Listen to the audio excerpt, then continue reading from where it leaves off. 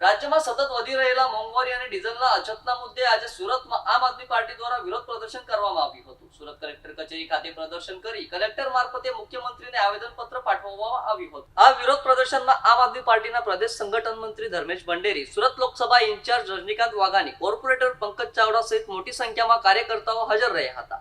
આમ આદમી પાર્ટીએ આક્ષેપ કર્યો હતો કે પેટ્રોલ, ડીઝલ, દૂધ, ગેસ અને રોજિંદી જીવન જરૂરી ચીજ વસ્તુઓના સતત વધી રહેલા ભાવને કારણે સામાન્ય જનતા ત્રાહિમામ પોકારી ઉઠી છે।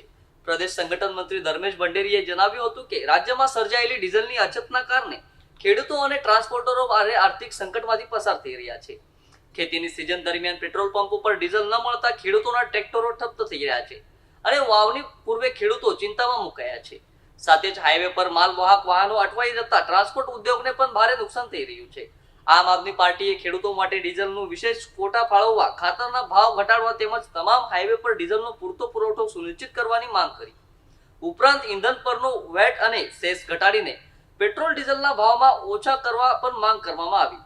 પાર્ટીએ સંગ્રહખોરી અને કાળાબજારી સામે કડક કાર્યવાહી કરવા દરેક જિલ્લામાં પ્રાઇસ કંટ્રોલ અને મોનિટરિંગ સ્ક્વોડ કાર્યરત કરવાની પણ માંગ ઉઠાવી છે।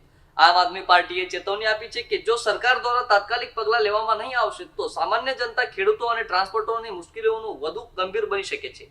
આજે આખો દેશ મોંઘવારીના મારથી ત્રસ્ત છે, હેરાન છે, પરેશાન છે। ખેડૂતોને ડીઝલ નથી મળી રહ્યું, વેપારીઓના ધંધા ભાંગી ગયા છે, ટ્રાન્સપોર્ટરો પોતાના વાહનો સાઈડમાં મૂકીને બેસી ગયા છે અને લોકો મોંઘવારીના મારથી પીડાઈ રહ્યા છે। રશિયા આપણને સસ્તું ક્રૂડ ઓઇલ આપતી હોવા છતાં પણ અમેરિકાના દબાણ હેઠળ આપણે એમનું ક્રૂડ ઓઇલ પણ જાણે ખરીદી શકતા નથી। એક એક વાત, એક એક નિર્ણય ભાજપ સરકાર, મોદી સરકાર, ટ્રમ્પ સરકારને પૂછીને પછી નિર્ણય લે છે।